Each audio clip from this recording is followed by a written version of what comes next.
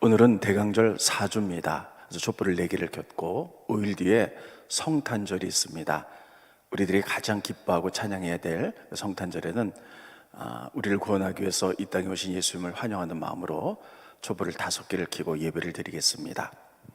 오늘 대강절 4주를 맞이해서 무슨 말씀을 드릴까 하다가 예수님 탄생할 무렵쯤에 성경에 보면 2개의 노래가 나옵니다. 하나는 예수님 6개월 전에 먼저 탄생한 세례 요한, 그의 아버지 스가랴가 세례 요한이 탄생했을 때 불렀던 노래, 그것을 베네딕투스 이렇게 부릅니다. 그 후에 6개월 뒤에 마리아가 예수님을 잉태했죠.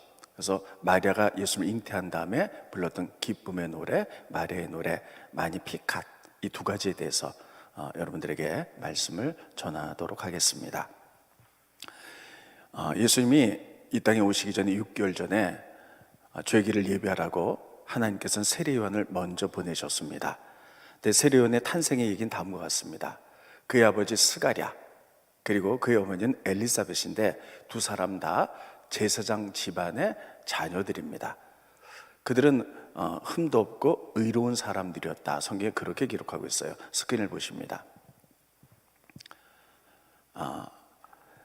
누가복음 1장 5절로 6절 보면 유대왕 헤롯 때에 아비아의 반열에 제사장 한 사람이 있었으니 이름은 사가랴요. 사가랴, 스가랴 혹은 즈가리야 이렇게 부릅니다.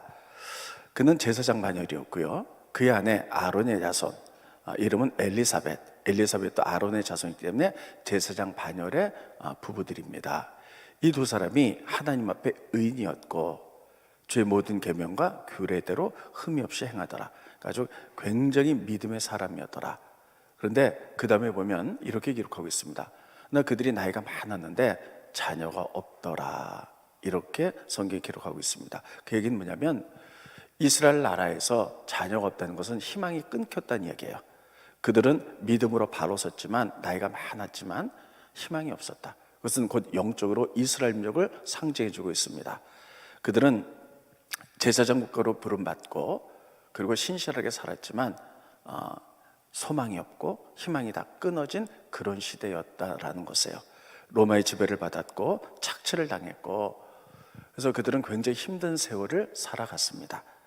그때 이제 스가랴가 제사장으로서 하나님 성전에 제사를 드리러 이쪽에 들어갑니다. 들어갔을 때 특별히 가브리엘 천사가 그에게 나타납니다. 이렇게 얘기합니다. 이제 너에게 자녀가 생길 것이다. 그리고 그의 이름을 요한이라 불러라. 그러니까 스가랴가 그 말이 믿어지지 않는 거예요. 자기도 나이 많이 늙고 자기 아내도 나이가 많은데 우리 어떻게 아이가 생길 수 있겠습니까? 하고 그것을 받아들이지 않고 의심하자 가브리엘 천사가 이렇게 얘기합니다. 이때부터 너는 벙어리가 되리라. 그리고 너의 아들 요한이 태어날 때까지 넌 벙어리 생활을 하리라. 그 다음부터 말을 하지 못합니다. 그리고 10개월 뒤에 이제 세례 요한이 탄생했을 때 스가랴의 입이 풀립니다. 그래서 그의 이름을 요한이라고 부르게 되었고 그가 하나님의 그 놀라운 섭리와 그 놀라운 축복에 대해서 찬양하는 게 베네딕투스예요. 베네딕투스라는 뜻은 뭐냐면 스크린 먼저 보실까요? 누가복음 1장 68절부터 보면 이게 스가랴의 노래예요. 스가랴가 이렇게 하나님 앞에 찬양했던 노래인데 1절에 보면 이렇게 돼 있죠. 찬송하리로다 주 이스라엘의 하나님이여. 찬송하리로다 주 이스라엘의 하나님이여. 이것의 라틴어가 베네딕투스입니다. 그래서 스가랴가 불렀던 노래를 베네딕투스다 이렇게 부릅니다. 그래서 스가랴의 찬양을 보면요 하나님을 높이는 찬양으로 돼 있고 후반부에 보면 이제 세례 요한이 탄생인데 그가 해야 될 사역에 대해서 쓰고 있어요. 자, 그 부분 보죠. 그의 사역을 감사함으로 예언적인 찬양을 하죠. 1장 76절에 보면 이 아이는 세례 요한입니다. 내가 지극히 높으신 이의 선지자라 일컬음을 받고 주 앞에 앞서가서 그 일을 준비하여. 그러니까 지금 세례 요한이 탄생했어요. 그때 그의 아버지 스가랴는요 하나님께 참여하리로다. 그리고 이스라엘의 하나님이여 베네딕투스 하나님께 영광 돌리죠. 그러면서 이 아이가 앞으로 되어질 일들에 대해서 예언적인 찬송을 합니다. 이 아이는 주의 길을 예비할 것이다 이렇게 써 있어요. 주의 길 예비해. 이 얘기는 뭐냐면요, 그 당시에 로마 시대 때는요, 이제 왕들이 어떤 다른 도시를 여행할 때에 길들이 별로 좋지 않았습니다. 그러면 왕이 어느 도시에 이제 여행을 한다. 그럼 왕이 편안하게 오도록 6개월 전에 미리 사령이 가서요, 길을 다 닦아 놓습니다. 그래서 높은 곳은 다 낮아지게 만들고 낮은 곳은 메워져서, 그래서 평탄한 길로 만들어서 왕들이 잘 마차를 타고 지나갈 수 있도록 미리 예비해요. 그게 그 당시의 관례였어요. 근데 세리와는 어떤 일을 할 것이냐면, 이 땅에 만왕의 왕이신 예수님이 이 땅에 오실 때에 마치 로마 왕이 어떤 도시를 방문할 때 길을 닦아서 예비하듯이 주님께서 사역할 수 있도록 그 길을 미리 예비한 사람이다 라고 그의 아버지는 성령의 영감을 받아서 그 찬양을 하는 거예요. 그래서 세례요한은 주의 길을 예비하는 자로 쓰임을 받습니다. 그래서 그가 했던 일은 뭐냐면, 주님 오시기 전에 6개월 전에 요단강에서 사람들에게 세례를 베푼 일을 했어요.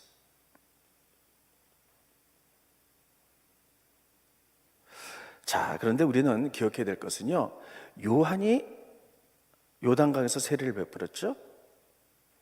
그리고 우리는 이 시대에 지금 예수님 이름으로 세례를 받습니다.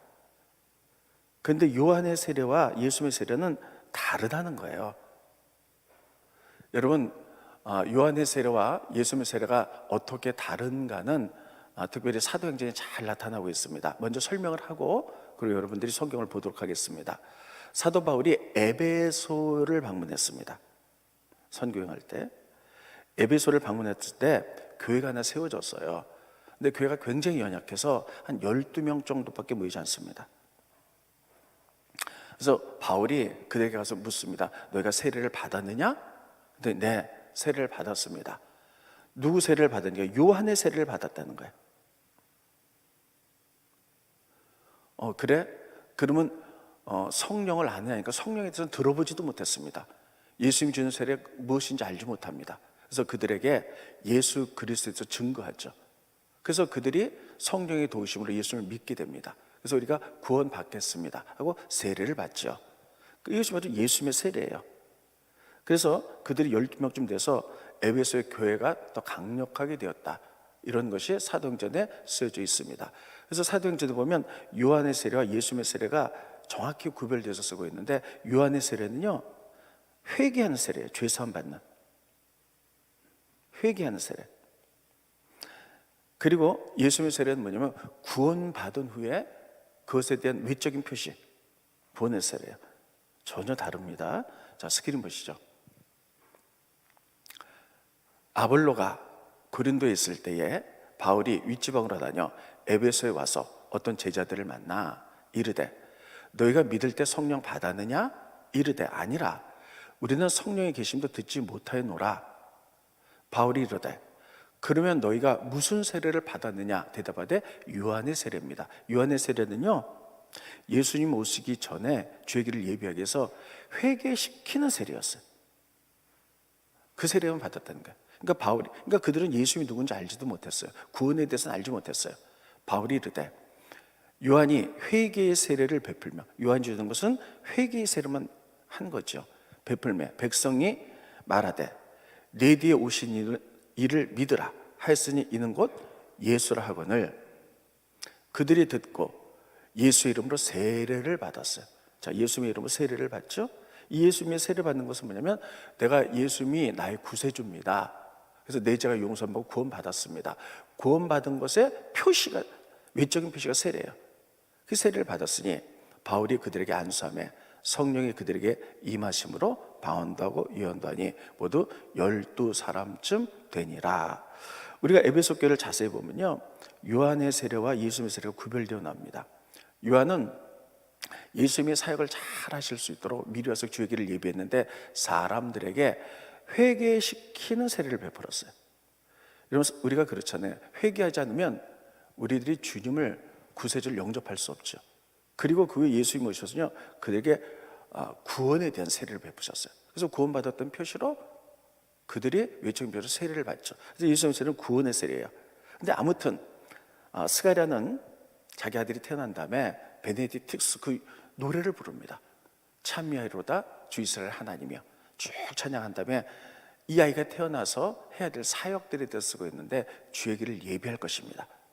그래서 주의 길은 어떻게 예비하냐, 세례 요한은 예수님 오시기 전에 미리 와서 예수님의 사역을 잘 하실 수 있도록, 사람들이 구원받을 수 있도록 회개하도록 만들었다는 거예요.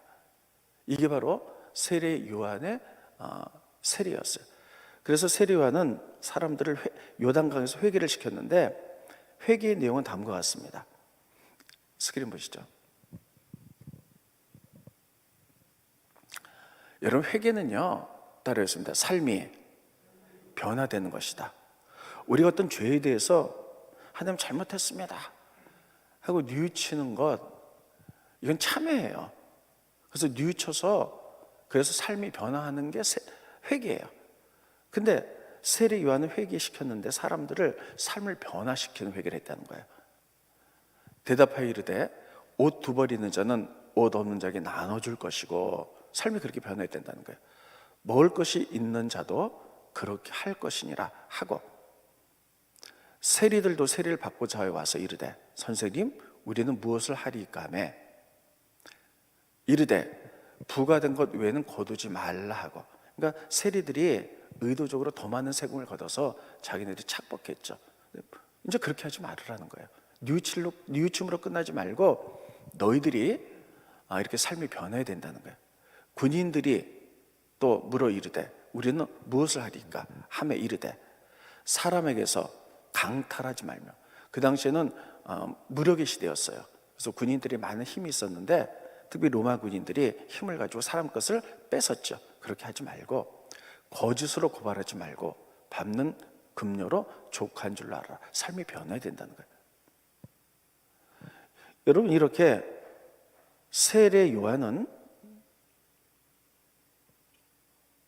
이 땅에 와서 죄기를 예비하기 위해서, 예수님이 이 땅에 오셔서 사람들이 구원을 베푸는데 그 일을 원활하게 만들기 위해서 죄기를 예비하는 자가 되었어요. 그래서 그랬던 것은 사람들을 회개시키는, 삶을 변화시키는 이런 것들을 행했다는 거예요. 그래서 그의 아버지 스가랴는 아이를 낳고 하나님 앞에 자기는 지금 나이가 많아서 아이를 낳을 수 없는데 주님의 특별한 은혜 가운데 아이를 낳죠. 그래서 베네딕특스 그 하나님을 찬미를 올려드렸고, 그 찬미의 내용 가운데 바로 하나가 이 아이는 주의 길을 예비해서 주님께서 이 땅에 오셨을 때 잘 사역할 수 있도록 사람들을 회개시키는 일들을 할 것이다. 이렇게 해서 세례요한은 그 일을 했다는 것이에요. 우리는 이것을 보면서 우리들이 기억해야 될 것이 있어요. 예수님은 초림, 이 땅에 오셨죠? 그래서 우리에게 구원을 베푸셨어요. 그런데 예수님 우리에게 말씀하시길 천국에서 다시 재림하신다. 그때 심판이 일어나죠. 그러면 예수님 초림 때에 세례 요한이 와서 미리 죄기를 예비했다면 지금 이 시대를 살아간 우리는 해야 될 일들이 무엇인가? 다시 오실 예수님 다시 오실 때 주의 길을 예비하는 자들이 되야 될 줄로 믿습니다. 그래서 주님이 다시 오시면요 무서운 심판이 벌어져요. 하나님의 뜻은 한 사람도 구원받지 못하는 것, 이거 하나님의 뜻이 아니에요. 다 하나님의 뜻은 모든 사람이 구원받는 거예요. 그래서 우리는 주의 재림의 길을 예비할 수 있도록 복음을 전하여 모든 사람들이 구원에 이르도록 하는 것이 다시 오실 주님 재림 때에 주의 길을 예비하는 우리의 임무인 줄 믿으시기를 예수님 여러분 축원드리겠습니다. 스가랴의 찬양을 통해서 우리들에게 이런 것들을 가르쳐주고 있어요. 네, 여러분, 스가랴의 찬양을 어떤 노래를 불렀을까? 어떻게 불렀을까? 아마 들어본 사람이 거의 없을 거예요. 제가 여러분 천주교에 옛날에 중세에 그레고리안 성가라는 것이 있어요. 단음률로 돼 있죠. 그래서 뭐 이런 하면서 쭉 일자로 나가는 이런 성가죠. 근데 이 스가랴의 찬양이 베네딕투스가 기독교는 없어요.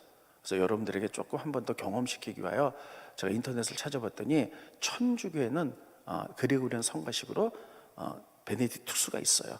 가사는 스가랴가 불렀던 노래 가사입니다. 그래서 한 3분 정도 되기 때문에 비록 천주교 찬양이지만 한번 여러분들이 들어보시기 바랍니다.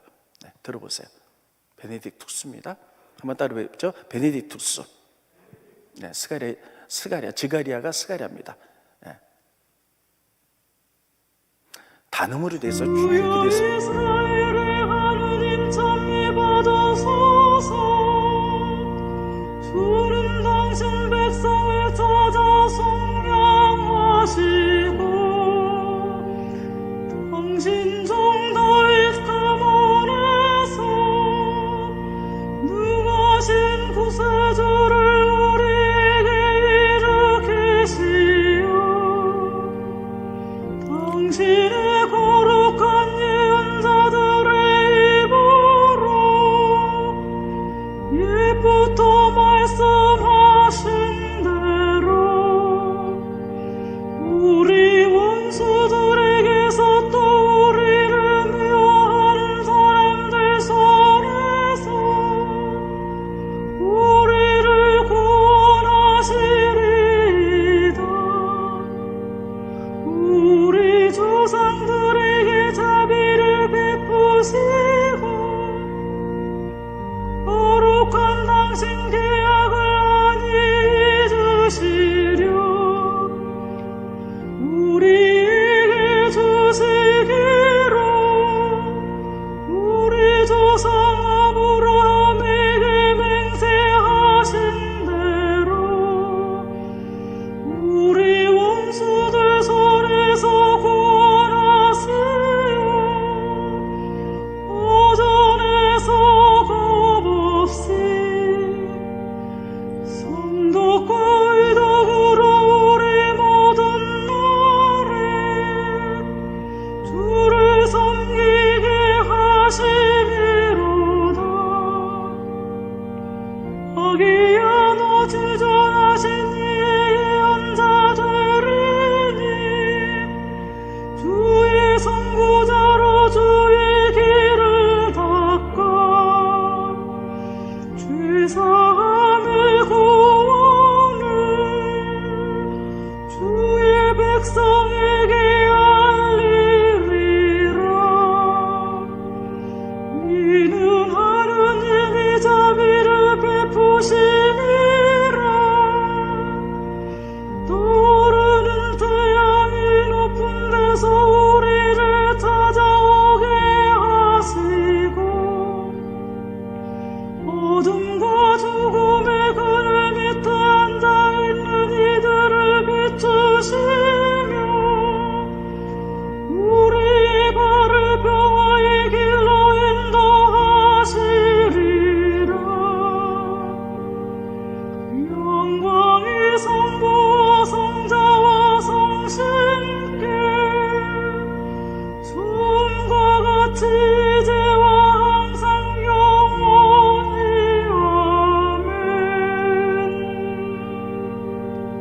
아멘. 네, 우리 기독교에서는 들어볼 수 없는 찬양이고요.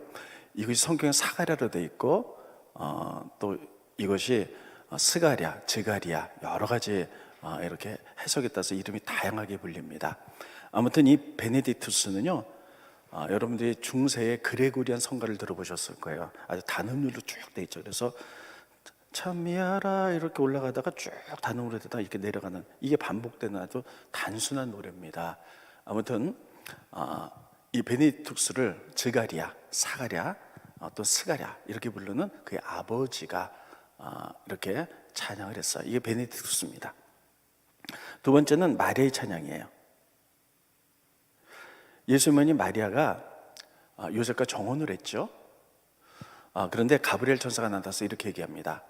너는 이제 하나님의 능력으로 임신해서 아이를 낳을 것인데 이름을 예수라 하라.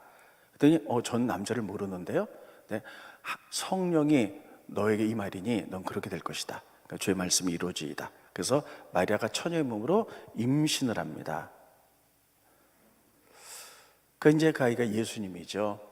그래서 마리아가 이제 처녀의 몸으로 임신한 다음에 엘리사벳 세례요한의 어머니 앞에 가서 찬양하는 게 마리아의 찬양이에요. 이걸 마니피칸 이렇게 부릅니다. 라틴어죠. 따라했습니다. 마니피칸. 여기까지 모르셔도 되는데, 그래서 우리가 이렇게 대강절에 부르는 두 개의 찬양이 있는데, 하나는 베네딕투스, 스가랴, 사가랴의 찬양, 또 하나는 마리아의 찬양, 특별히 마니피칸, 이 두 가지가 있습니다. 근데 이 마리아의 찬양에 보면요, 저는 이렇게 돼 있어요. 내 영혼이 주님을 찬양합니다. 자, 스크린 보시죠. 마리아 찬양 1절이 이렇게 제라베트, 마리아가 이르되 내 영혼이 주를 찬양하네. 근데 내 영혼이 주를 찬양한다는 말이 라틴어로 바로 마니피카세요. 그래서 마니피카, 내 영혼이 주님을 찬양합니다. 그래서 이렇게 되어 있습니다. 내용을 보면요, 내가 비춰냈는데 하나님이 나를 메시아를 낳게 해서 나를 복된 여자로 만드셨습니다 하고 내 영혼이 주님을 찬양합니다, 이렇게 되어 있고요. 두 번째는 내가 임신한 아이 구세주가 이 땅에 태어나서 해야 될 사역에 대해서 예언적인 찬양을 합니다. 자, 그러면 예수님이 오셔서, 자 보세요, 첫 번째 예수님이 오셔서 할 사역은요, 우리를 죄에서 구원하는 거예요. 두 번째는요, 예수님이 오셔서 하는 것은요, 이 땅에 하나님의 나라를 세워나가는 거예요. 따르겠습니다. 하나님의 나라. 네. 우리가 죄에서 구원하는 문제는 여러분 너무나 잘 알기 때문에 이건 생략하겠습니다. 두 번째는 하나님의 나라. 하나님의 나라는 뭐냐면요, 모든 사람이 다 잘 살고 축복받고 그리고 공의와 정의가 세워지는 이런 하나님의 나라가 세워지는 것을 마리아는 예수님이 오셔서 이 사역을 할 것이다, 이것을 지금 찬양하는 게 마니피캇의 중요한 내용입니다. 내용은 이렇게 되어 있어요. 스크린 보시죠. 그의 팔로 힘을 보이사 마음에 생각이 교만한 자를 흩으셨고 권세 있는 자를 그 위에서 내리치셨으며 비천한 자를 높이셨고 줄인 자를 좋은 곳으로 배불리셨으며 부자는 빈손으로 보내셨도다. 자, 51절부터 53절까지 보면요, 이건 뭐 굉장한 무슨 쿠데타를 일으키는 이러한 무서운 노래인 것 같아요. 이거는 보통 어염집 여자가 부를 수 있는 노래는 아닙니다. 이거 보면 그럼 하나님이 부자와 힘 있는 자들은 미워하시고 그들은 다 내리치시고 가난한 자만 좋아하셔서 그들을 배불리고 축복한 하나님인가, 이렇게 생각하기 쉽습니다. 그러나 이 뜻의 의미는 이것이 아니에요. 이 뜻의 의미는 뭐냐면요, 이 땅에 하나님 나라의 가치관으로 예수님이 살아가게 될 것이다, 이런 뜻입니다. 자, 스크린 조금 이따 다시 보여주시고 제 설명부터 듣겠습니다. 예수님이 태어나실 영년이라 그래요. 그리고 예수님 이전을 BC라 그러죠. 기원전. 예수님 오신 일을 AD라, 아노 도미노, 우리가 지금 2020년을 살아가고 있어요. 그래서 예수님이 태어난 해를 기점으로 해서 기원전, 기원 후 이렇게 나눕니다. 그러면 예수님이 태어나기 전에는 어떠한 세상이었냐? 이때는요, 폭력과 힘, 권세, 돈, 황금, 이런 세상이었어요. 그래서 그때는 어떤 세상이었냐면요, 이스라엘 나라를 북한에서 보면 이스라엘 나라를 아수르가 쳐들어왔죠. 아수르, 힘이 있으니까. 그리고 바벨론이 쳐들어왔죠. 또 페르시아, 또 멸망이 되니까는 헬라, 로마, 계속해서 힘 있는 강대국들이 쳐들어와서 이스라엘 나라를 폭력으로, 힘으로, 권세를 가지고 그들을 세금으로 착취해내고, 그리고 가난한 자를 힘들게 만들었던 그러한 시대, 이게 BC였어요. 근데 예수님이 오셔서 이 땅에 오신 다음에 가치관이 다 바뀐 거예요. 하나님의 나라를 만들 거라는 거예요. 하나님의 나라는 뭡니까? 하나님이 최초에 만드신, 꿈꿨던 하나님의 나라는 모든 사람이 존귀한 거예요. 그래서 모든 사람이 다 잘 사는 거예요. 그래서 물질이 있고 힘 있는 자들은 이런 걸 좀 하나님이 왜 나에게 힘과 물질을 주셨나?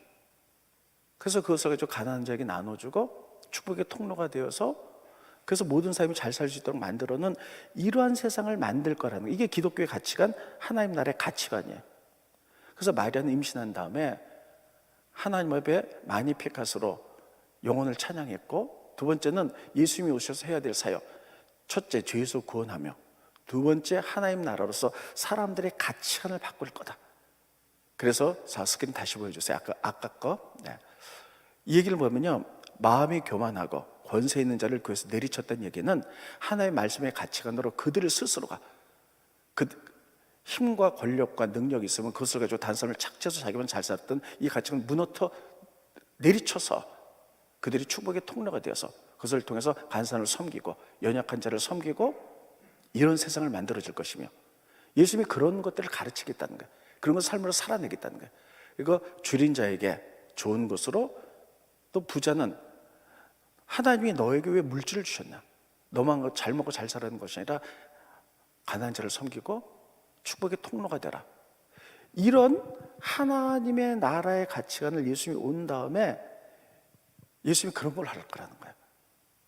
그래서 마리아는 마니피카시라는 이 위대한 찬양을 합니다. 그래서 예수님이 태어난 영년을 통해서 그 전에는 BC, 그 전에는요 힘과 폭력과 권세를 가지고 착취하던 시대였지만 예수님이 탄생한 이후로는 하나님의 나라, 그래서 그들에게 말씀을 가르치고 말씀의 가치관으로 부자들은 더 이상 그것을 가지고 자기만 잘 먹고 가난한 자를 착취하는 것이 아니라 축복의 통로가 되어서 그 물질을 흘려보내 가난한 자를 잘 살게 만들고 이런 나라를 만들 거라라는, 지금 마리아는 예수님의 사역에서 이것을 얘기하는 거예요.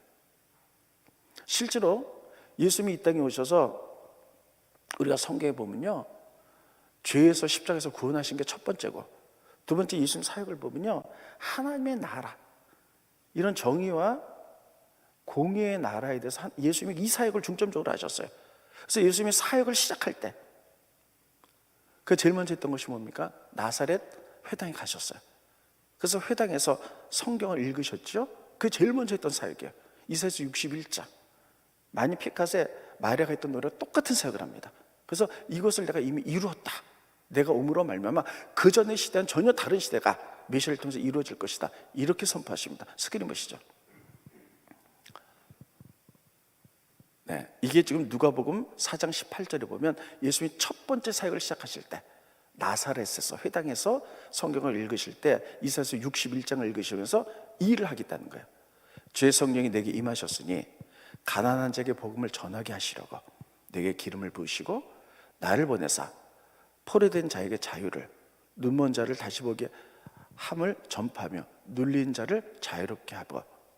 여러분, 이게 마니피칸 마리아의 찬양과 내용이 똑같습니다. 예수님이 제일 먼저 사역하실 때 이사야서 61장을 통해서 이것을 읽으시고요, 그다음에 뭐라고 말씀하셨냐면 스크린 보세요.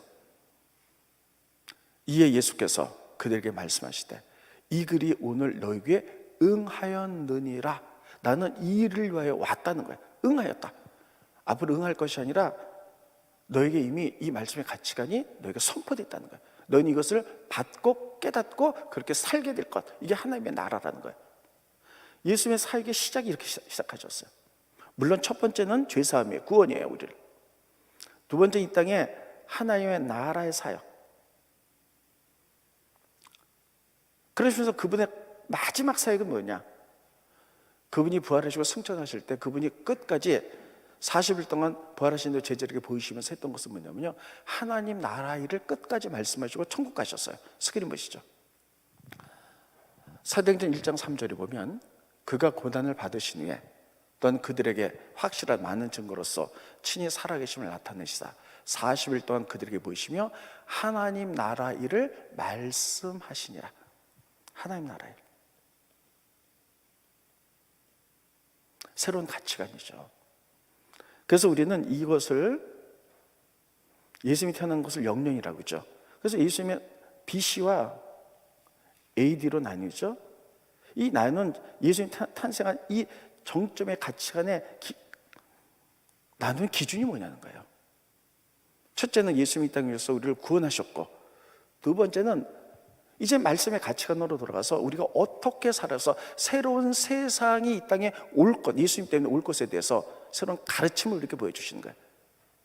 그래서 마리아는 임신을 하고 그런 노래를 불렀고, 예수님도 첫 번째 30살에 첫 번째 사역하실 때도 하나님 나라에 대해서 이것을 말씀하셨고, 돌아가시고 부활하시고 승천하실 때도 마지막으로 하나님 나라에 대해서 가르치시고 천국에 가셨어요.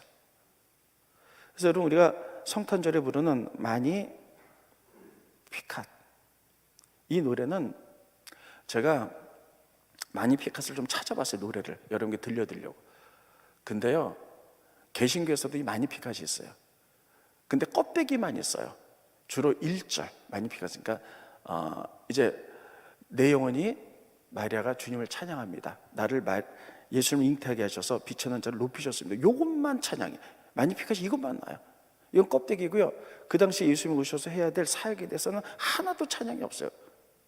천주교는 있는데 이거를 천주교 내용을 여러분 계속 들려줄 수는 없어서 마니피카스 내용은 생략합니다. 아무튼 우리가 이것을 보면서요, 예수님이 오심으로 말미암아 새로운 시대, 하나님이 꿈꿨던 하나님의 나라. 여러분, 하나님께서는요, 최초에 인간을 만들 때 에덴 동산에서 어떻게 만드셨습니까? 모든 사람을 축복으로 만드시고 존귀하게 만드셨어요. 서로 사랑하고 섬기도록 만드셨어요. 그런데 인간의 타락의 죄의 역사가 어떻게 만드냐면 서로 폭력과 힘과 권세와 능력을 가지고 빼앗고, 부자는 점점 부자가 되고 가난한 사람은 점점 가난해져, 이런 세상을 만들었죠. 그래서 이 땅에 메시아 예수님이 오시면서 그것을 기점으로 해서 그 전 BC 그 전에는 이런 삶을 살았다 할지라도 예수님이 오신 다음에 우리들을 구원하고, 두 번째 하나님 나라의 다시 회복, 이것에서 모든 사람들이 구원을 이룰 뿐만 아니라 모든 사람의 정의의 공의 가운데 축복받고 잘 살고, 부자들은 그 세상의 가치를 깨트려서 하나님의 말씀 가운데 깨트려서 간절을 섬기고 도와주고 낮아지고, 그래서 모든 사람이 축복받는 세상을 만들, 예수님이 이게 중요한 사역 중에 하나였어요. 그래서 마리아는 예수님 임신하고 불렀던 찬양이 이것이었고, 예수님도 그러한 삶을 그렇게 시작하시고 그렇게 마치셨다는 거예요. 근데 여러분, 중요한 것은 이 마리아의 노래가요,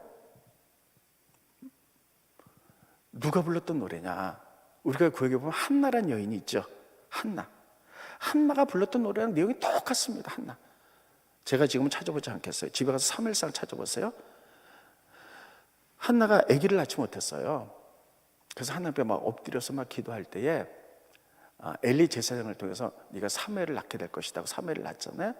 그래서 이제 사무엘을 낳은 다음에 이제 젖을 뗄 때까지 기다렸다가 하나님께 데려와서 불렀던 한나의 노래가 나와요. 이 한나의 노래가 마리아의 내용과 내용이 다 똑같습니다.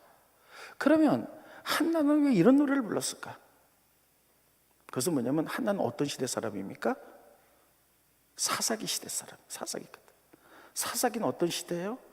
다 영적으로 가장 타락했던 시대예요. 하나님의 말씀이 희귀했고 다 자기 뜻대로 살았던 시대.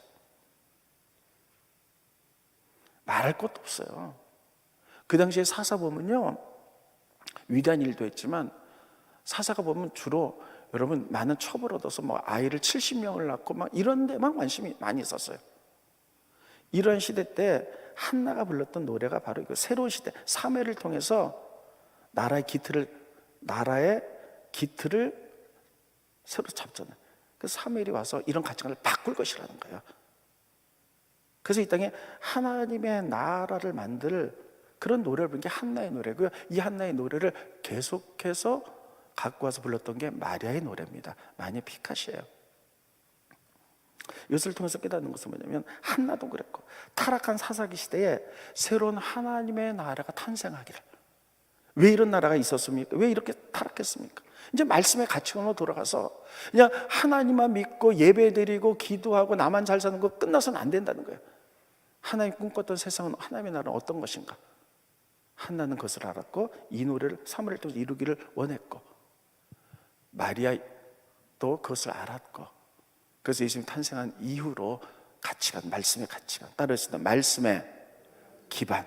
그래서 모든 영역들, 경제적인 영역, 사회적인 영역, 정치적인 영역, 종교적인 모든 영역에서, 가정 영역에서 말씀의 기반으로 서서 새로운 가치 질서, 하나님의 나라, 이거를 불렀던 게 마니피카시예요. 그래서 그 일을, 예수님이 왕으로서 오셔서 그 일을 잘 감당하라고 6개월 전에 세례 요한이 먼저 왔고, 세례 요한은 주님의 이 길을 감당하기 위해서 그가 했던 것은 바로 주의 길을 예비하면서 사람들을 회개시키는 회개 세례를 베풀었고, 그래서 스가랴는, 사가랴는, 지가리아는, 성경에 이렇게 여러 가지 이름으로 나오죠. 그 사람은 했던 것은 성령의 감동으로 해서 이 아이가 죄기를 예비할 것이다. 베네딕툭스를 불렀고, 마리아는 임신해서 새로운 하나님의 나라의 가치관, 그래서 마니피카스를 불렀고, 이것은 한나의 노래였고, 가장 타락한 시대고 힘든 시대에 새로운 하나님의 말씀을 기반으로 해서 하나님 나라가 임하기를 소망하는 노래들을 불렀고, 예수님은 오셔서 그 일을 감당했다는 거예요. 그럼 우리가 왜 이렇게 촛불을 켜면서 제강절에 왜 이렇게 목말라 하면서 예수님을 기다리는 걸까요? 다시 말하지만 성탄절에 조금 더 구체적으로 말씀드리겠습니다. 첫째는 죄의 소리를 구원하신 그 예수님, 그분에 대해서 우리가 정말 기뻐하는 거죠.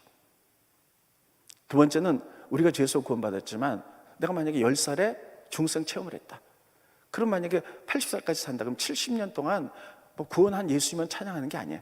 그 오랜 삶 속에 하나님 꿈꾸는 나라, 하나님이 원래 만드셨던 이런 나라에 대해서 우리가 회복. 그래서 예수님이 탄생하셔서 BC와 AD로 나눴던 것처럼 우리는 예수님을 구원자로 믿는다면 그분이 어떠한 삶을 사셨는지를 기억하면서 예수님을 영접한 이후로 우리들도 우리의 삶이 BC와 AD로 나눠야 될 줄로 믿습니다. 그전에는 예수님을 믿었지만 나의 축복과 그냥 나만 잘 살면 돼, 이런 식으로 살았다면 이제는 따라했습니다. 말씀의 기반. 정말 주님은 어떤 삶을 살기로 했고, 하나님은 우리에게 공의와 정의 삶은 어떤 것인가를 우리가 깨닫고,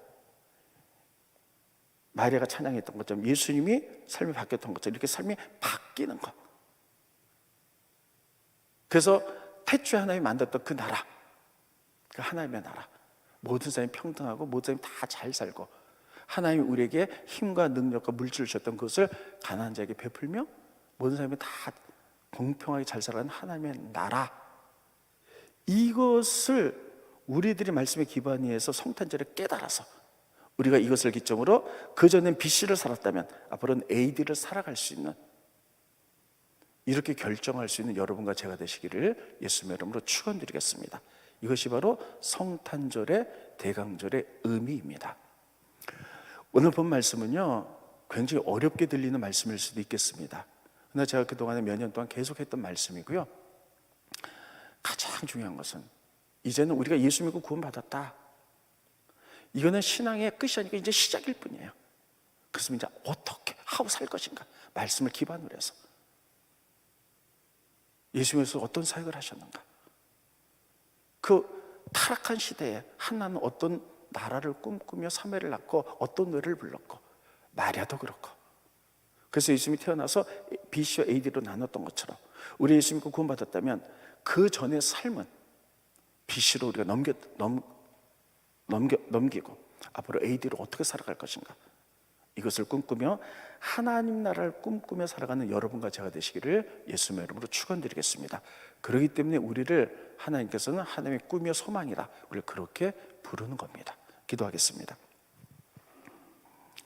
고마우신 주님, 은혜를 감사함을 드립니다.